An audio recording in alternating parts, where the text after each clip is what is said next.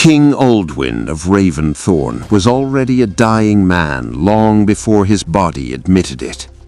Years of rebellion, betrayal, and endless campaigns had carved deep lines into his face. His kingdom was shrinking, his authority questioned, his name cursed in taverns and whispered with hatred in churches. Yet Aldwin refused the one truth that mattered most. He was no longer strong.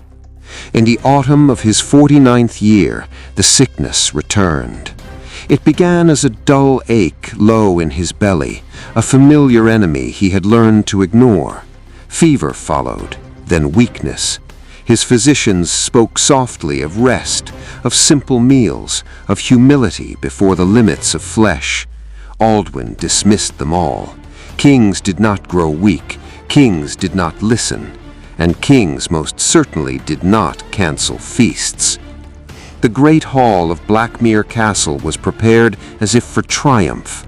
Long oak tables groaned beneath roasted meats glazed in honey, wheels of soft cheese sweating in the torchlight, trenchers soaked with spiced wine. Silver goblets were filled again and again. The scent of fat and salt hung thick in the air. The nobles watched carefully as Aldwin entered. He walked slower than before, his steps measured, his jaw clenched tight. Sweat glistened on his brow despite the cold. But when he reached the high table, he smiled, a thin, defiant smile, and raised his cup. "To Raventhorn," he declared, "and to a king who still stands." The lie tasted better than the wine. Aldwin ate as though daring his body to betray him. He tore meat from bone with shaking hands, swallowing without pause. He drank heavily, washing down pain with excess. Every bite was an act of denial, every swallow a refusal to bow. Inside him, something was already tearing apart. By the time the feast ended, Aldwin's face had lost all color. His lips trembled, his breathing came shallow and uneven. When he stood, his knees nearly buckled beneath him. Servants rushed forward, but he waved them away, furious. He would not be seen as weak. That night, the pain came like fire. Aldwin doubled over in his chamber, clutching his stomach as violent cramps twisted his insides. His bowels burned, his skin burned. Waves of agony crashed through him without mercy. He vomited until there was nothing left, then retched anyway, his body betraying him again and again. The servants heard him screaming. Physicians were summoned, but when they arrived, they found a king soaked in sweat and filth, his sheets ruined, the stench overpowering. Blood streaked the linens. His abdomen had begun to swell, tight and unnaturally hard. "This is no common illness," one whispered. Aldwin overheard. "Silence," he snarled, his voice cracking. "I will not be spoken of like a corpse." But the night stretched on, and the pain only deepened. His body fought itself, failing in ways even the physicians could not halt. Inside his gut, the sickness raged unchecked, walls weakened by disease and excess, pressure building with nowhere to escape. By the time morning came, Aldwin could no longer stand. He lay trapped in his own bed, eyes sunken, breath foul, his belly distended and darkened beneath the skin. Every movement sent lightning through his core. He begged for relief, not mercy, not forgiveness, but escape from the pain. None came. The feast had ended.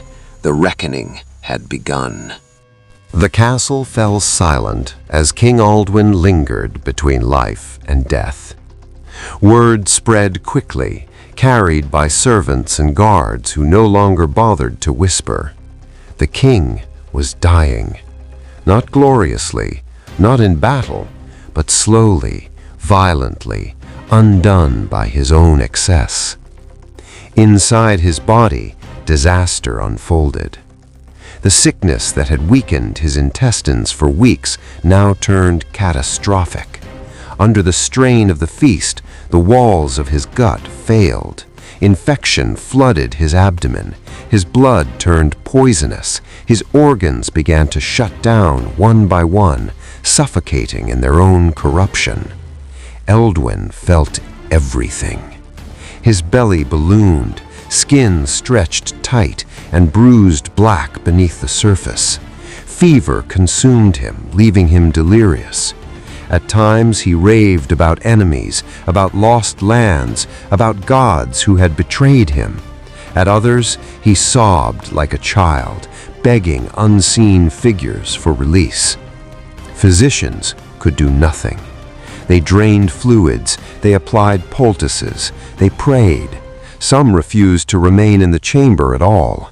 The smell alone was unbearable, a mix of rot, blood, and sickness that clung to the walls. Aldwin's mouth frothed with bile. Blood seeped where it should not. His body, once armored by power, was now a prison of agony.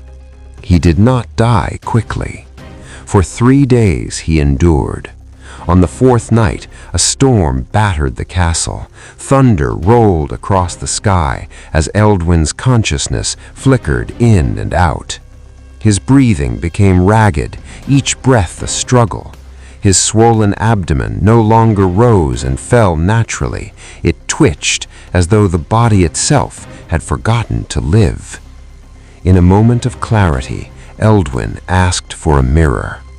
When it was brought, he stared at his reflection, sunken eyes, gray skin, a face hollowed by suffering. The crown lay untouched beside the bed. He did not ask for it. "I ruled," he whispered, voice barely sound. "And still, this is how it ends." No one answered. Just before dawn, his body finally surrendered. His breath hitched once, twice, and then stopped. King Aldwin of Raventhorn died, drowning in his own decay, his end marked not by honor or legacy, but by the complete collapse of the flesh he had pushed beyond its limits. The nobles moved quickly. The crown passed hands. The court resumed its games. But the story spread far beyond the castle walls. A king who refused restraint, a ruler who denied weakness, a tyrant undone not by enemies, but by his own appetite. And in the years that followed, when mothers warned their sons about pride, they spoke not of Aldwin's victories, but of his final feast. The king who could not stop eating, the ruler whose body broke before his crown did.